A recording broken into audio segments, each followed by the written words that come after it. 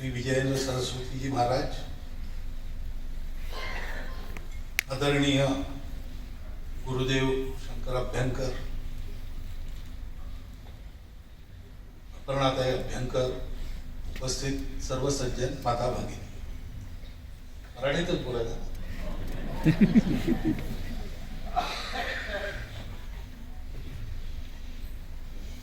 रामायणात अनेक प्रकारच्या कथा आहेत, अनेक प्रकारचे रामायण आहे. एका ठिकाणी असाही प्रसंग आहे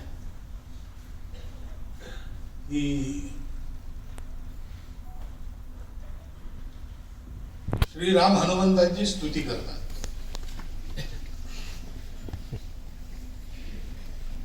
याच्या ऋणातून आम्ही कधी उतराई होणार नाही. आणि असा पराक्रम केला, तसा पराक्रम नसता तर सीता सापडली नसती, वगैरे वगैरे वगैरे. आणि हनुमंत कासावीस होत असतो. रामचंद्रांचं ते भाषण संपल्यानंतर मग तो आपलं मनोगत व्यक्त करताना म्हणतो की मी कोणता अपराध केला होता म्हणून तुम्ही मला ही शिक्षा देता, मला विनाशाकडे पाठवणार हे काय कोणतं भाषण करतात. हे सगळं जे होत होतं, तुम्ही साक्षी आहात, मी साक्षी आहे, हे तुमच्या शक्तीने होत होतं. आम्ही केवळ निमित्त झालो. तर मला माझ्या मनात अहंकार उत्पन्न करणारी ही भाषणं तुम्ही का करता, मी तुमचा काय अपराध केला, असं हनुमंत म्हणाला. कारण संघाची स्तुती जेव्हा मी उपस्थित असताना ऐकतो तेव्हा मलाही असंच वाटतं.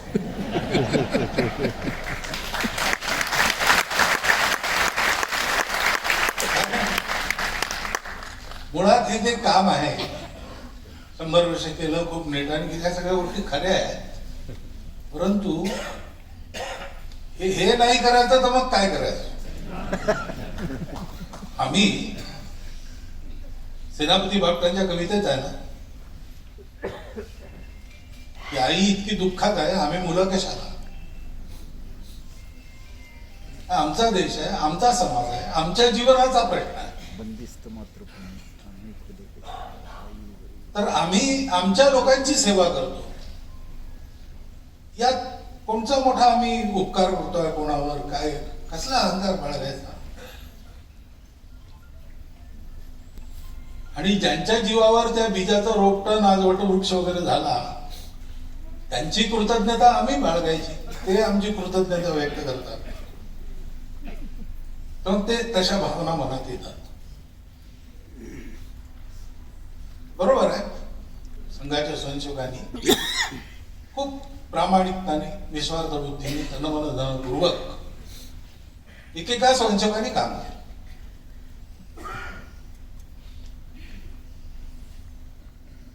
एखादा शिशु स्वयंसेवक आहे, तोही आपल्या परीने करतोय.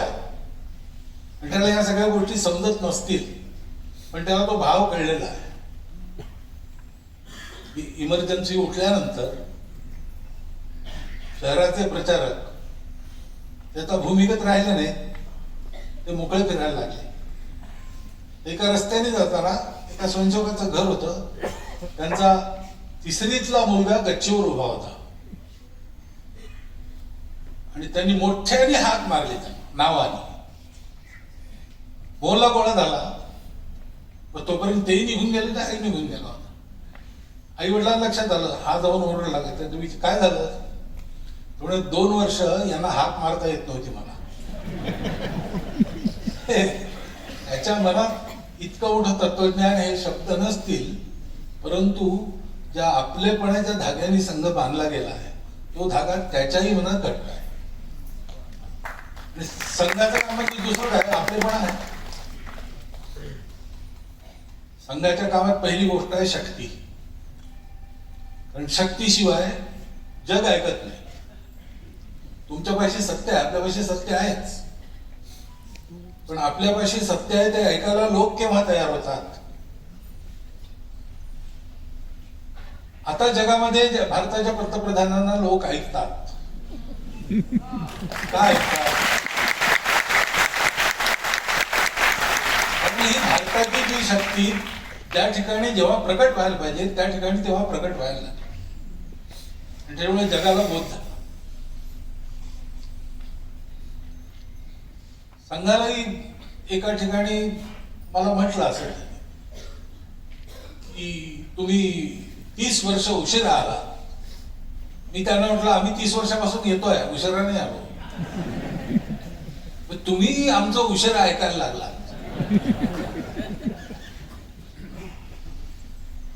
कारण दिल्लीच्या व्याख्यानाचा उल्लेख झाला. त्या लोकांना आम्ही बोलावलं असतं 30 वर्षापूर्वी तर ते आलेच नसते. पण एक शक्ती दिसली लोकांना. शक्ती म्हणजे दंडशक्ती नाही, संवाद कार्यशक्ती. सगळ्यांची मिळून शक्ती. आणि संघ जेव्हा संवाद कार्यशक्ती म्हणतो तेव्हा त्याला संपूर्ण समाजाचं संघटन अभिप्रेत असतं. तर त्या शक्तीच्या आधारावर जे सत्य आहे, जे स्वाभाविक हिंदू समाजाचं शील आहे, वसुधैव कुटुंबकम, त्या आपल्या शीलाप्रमाणे आपल्या स्वत्वाप्रमाणे आचरण करण्याचा त्याचा व्यवहार बनावा, त्याची शक्ती बनावी, त्याची सवय बनावी आणि त्याला ती मोकळीकही असावी. या दृष्टीने काम करायचं. विचारही परंपरेने दिलेला विचार आहे. या जसं असं म्हणतात की जगातला जो भौतिकवादी जड विचार आहे त्याच्या मुळाशी अधिष्ठान विज्ञानाचं आहे. अधिष्ठान पक्क नसलं, क्षणोक्षणी बदलत असतं, तर मग त्याच्यावर उभारलेलं सगळं बदलत असतं. ते आपण अनुभव घेतो. न्यूटनचं विज्ञान होतं ते आज चालत नाही, आज दुसरं विज्ञान आहे. त्याच्यामुळे सगळ्या गोष्टींची उपपत्ती वेगळ्या प्रकारे लावायची गरज आहे. पण आपल्या जुन्या अहंकारांना पकडून लोक त्याच बदललेल्या विज्ञानाची दखल न करता त्याच साकोरीतून चालायचा अट्टास करतात. त्यातून समस्या उत्पन्न होतात. असं होत. पण आपल्याला जे अधिष्ठान परंपरेने मिळालं आहे ते शाश्वत सत्य आहे. आजच्या भाषणात ती ऍब्सोल्यूट रियालिटी आहे. हे आहे की एकतेतून विविधता उत्पन्न झाली आहे. एकता जड आहे की चेतन आहे वगैरे वगैरे दर्शनांचे वादविवाद आहे. पण मूळ हे आहे, भारतीय सगळ्या विचारांचा प्रारंभ बिंदू इथे आहे आणि सगळे एकातूनच उत्पन्न झाले असल्यामुळे सगळे संबंधित आहे. आणि संबंधित असल्यामुळे समन्वयाने चालायचं आहे, मिळून चालायचं आहे. तर त्याला धर्म आवश्यक आहे. एकटा माणूस आहे त्याला काही धर्माचं बंधन नाही, कारण तो एकटाच आहे. सामूहिक जीवनाची, प्रजेच्या जीवनाची, सृष्टीच्या जीवनाची धारणा जो करतो तो धर्म आहे. तो एका मातीच्या कणापासून चराचर विश्वापर्यंत, मनुष्यापासून सृष्टीपर्यंत सगळ्यांचं कल्याण एकत्र असं साधणारा संतुलनाचा नियम आहे. तर त्याची आवश्यकता ही जगाला लक्षात यायला लागली आहे. पण ती आवश्यकता आपल्या पूर्वजांच्या कितीतरी अगोदर लक्षात आली. त्यांना ते सत्य गवसलं. आणि आपण जे करतो आजपर्यंत ते सगळं आपण सगळेच लोक जाणता अजाणता, कळत न कळत भारतीय म्हणून आपण आहोत. आपण काहीही करायला निघालो की शेवटी त्या अधिष्ठानावरच पोहोचतो. अशी आपली प्रकृती शतकांच्या युगांच्या संस्कारांनी घडली.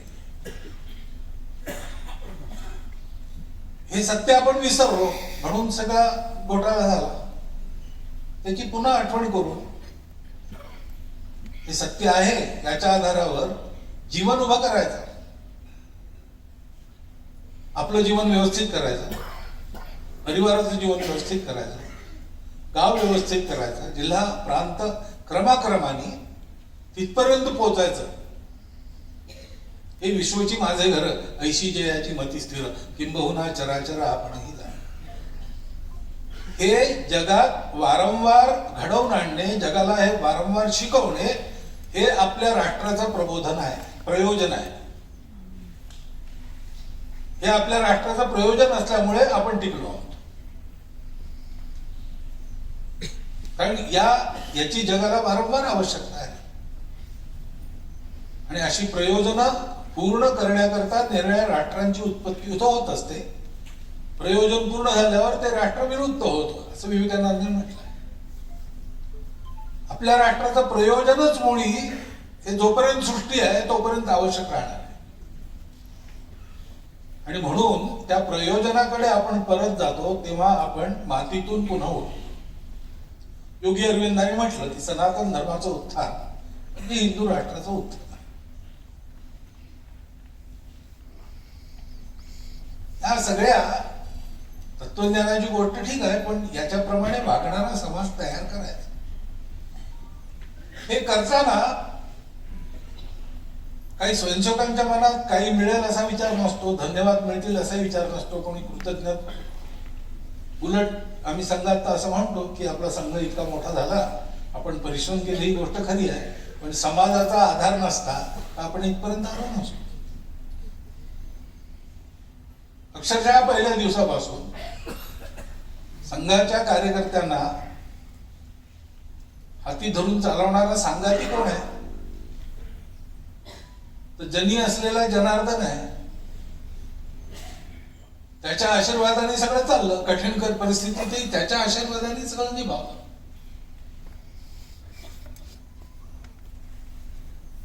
आपल्याला करायचं असतं. यश देणारा कोणी वेगळा असतो.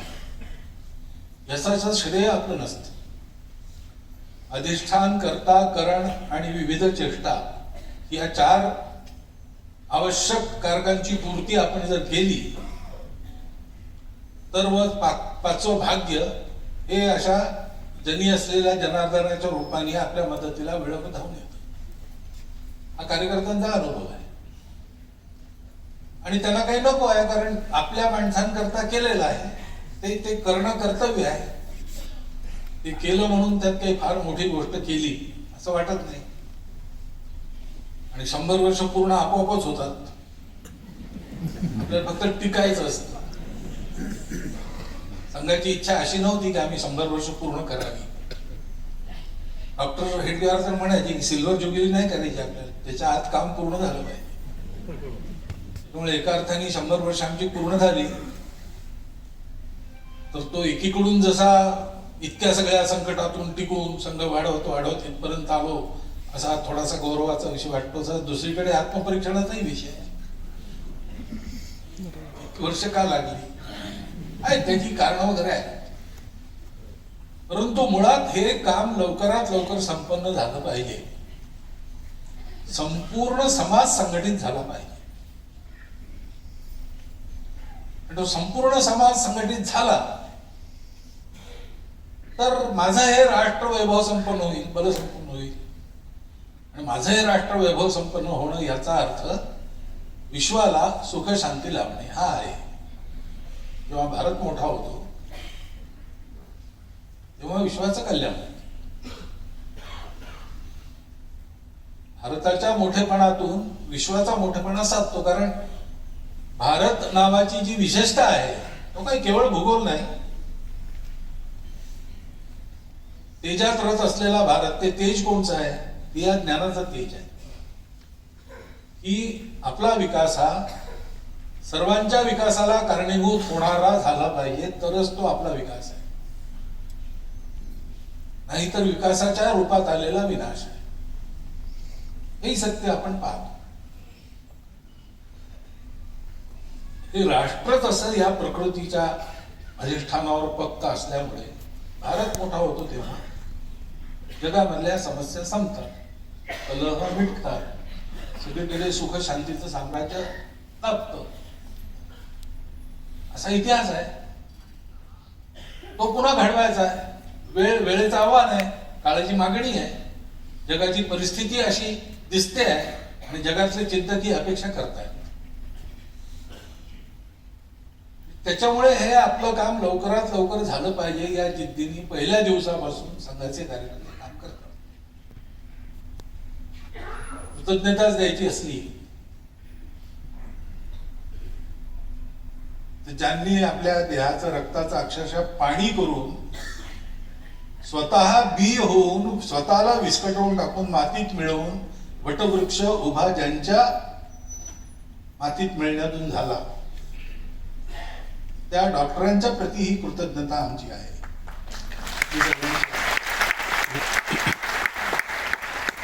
जेवायची सोय नाही, राहायची सोय नाही, कोणी परिचयाचा नाही, विचार मान्य नाही, प्रचाराचं साधन नाही, हाती पैसा नाही, सत्तेचं पाठबळ नाही, काहीही नसताना आणि हा विचार खरंच बरोबर आहे की नाही याची खात्री स्वतःची नसताना केवळ डॉक्टर हेडगेवारांच्या विश्वासावर आणि आपल्या या राष्ट्राच्या प्रत्येक घटकापुरती अपार आत्मीयता हृदयात असल्यामुळे ज्यांनी आपली जीवन ओवाळून टाकली आणि त्यांना चालायला वाहनं नव्हती पण अशी पेरणी केली की पुढे आता वाहनं आली, सगळ्या सुविधा आल्या.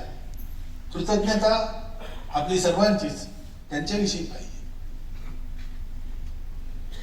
आजही नवीन भागामध्ये काम करणारे, सुदूर जंगलामध्ये काम करणारे, उत्तर पूर्वांचलात, बस्तरच्या जंगलात, निरनिराळ्या ठिकाणी आपला जीव धोक्यात घालून काम करणारे गृहस्थ कार्यकर्ते आणि प्रचारक कार्यकर्ते,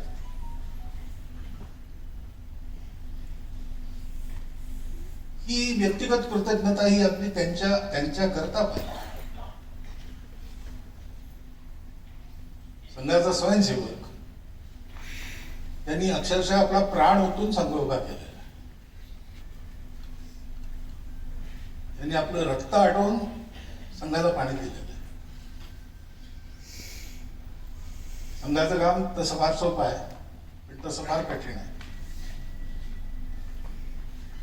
एक कार्यकर्ता जीवनभर काम करताना काय काय सोसतो हे संघाच्या स्वयंसेवकांना माहिती आहे.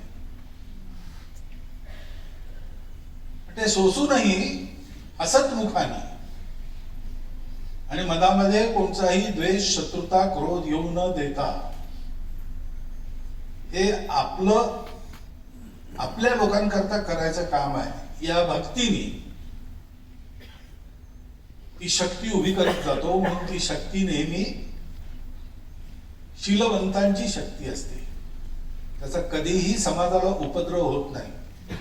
समाजाला नित्य उपयोगी पडणारीच ती शक्ती. त्या शीलाची तपस्या करावी लागते. सर्व प्रसंगात त्याला पक्क राखावं लागतं. कितीतरी स्वयंसेवक हे करतात. मोहाचे प्रसंग येतात, भीतीचे प्रसंग येतात, पण संघ सुटत नाही.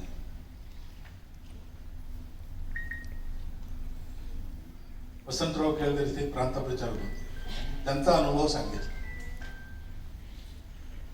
तिकडे नंदुरबारकडे एका गावातल्या शाखेतल्या मुख्य शिक्षकाला कुत्रा चावला, पिसाळलेला, हायड्रोफोबिया झाला आणि शेवटची घटका जवळ आली. डॉक्टरांनी म्हटलं की आता व्हायलंट होईल, मग काही करेल, लोकांना चालेल, कपडे फेकेल, भांडी फेकेल, त्यामुळे याला आता बांधून ठेव. अर्धवट ग्लानीत असलेला तो स्वयंसेवक म्हणतो की नाही नाही, मला बांधू नका, मी संघाचा स्वयंसेवक आहे, माझ्यामुळे कोणाचं नुकसान कधी होणार नाही.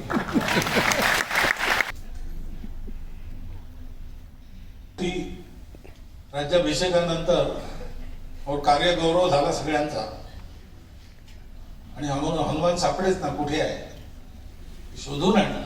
सीतेने आपल्या गळ्यातली माळ त्याला दिली आणि त्यांनी प्रत्येक मणी फोडून पाहिला, त्यात राम आहे.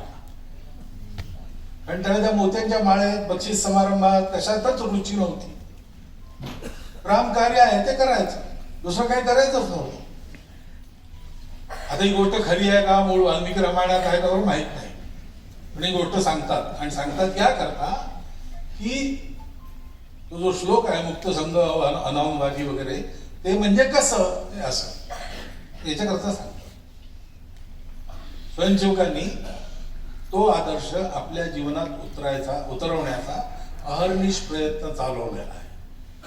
डॉक्टरांचा संघ असं जेव्हा आम्ही म्हणतो तेव्हा तो हा प्रयत्न असतो, आणि तो प्रयत्न तेव्हाही चालू होता, तो प्रयत्न आजही चालू आहे. कारण संघाचं काम हे संघाचं काम नाही, खरं म्हणजे हे सर्व देशाचं काम आहे. आपला देश मोठा करायचा आहे, हे सर्वांनी केल्याशिवाय होणारे नाही. एकटा संघ उद्धार करेल ही संघाची वंदना नाही. कारण संघाला पक्क माहित आहे देशाचं भाग्य बदलतं, देशातली सर्व जनता उभी राहते तेव्हा. त्याकरता हा समाज तयार करायचा, आपल्या राष्ट्राच्या स्वरूपाची स्पष्ट कल्पना, तिच्या विषयीचा गौरव मनात ठेवून सर्व प्रकारच्या व्यक्तिगत आणि राष्ट्रीय चारित्र्याच्या सद्गुणांनी संपन्न, सर्वांना बरोबर घेऊन चालणारा, सर्वांच्या बरोबर चालू शकणारा, आणि ज्याच्यामध्ये कोणताही क्रोध, ईर्ष्या, मत्सर, द्वेष, शत्रुता नाही, विश्व कल्याणाचीच भावना आहे. आपल्या लोकांना समर्थ करण्याची भावना आहे, जेणेकरून लोककल्याणाच्या कामात ते सुद्धा लागावेत.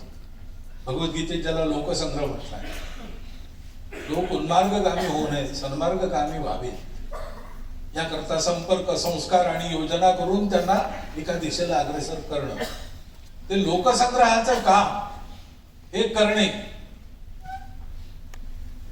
हे आमचं शील आहे. असू आम्ही सुखाने पत्थर पायातील, मंदिर उभवणे हेच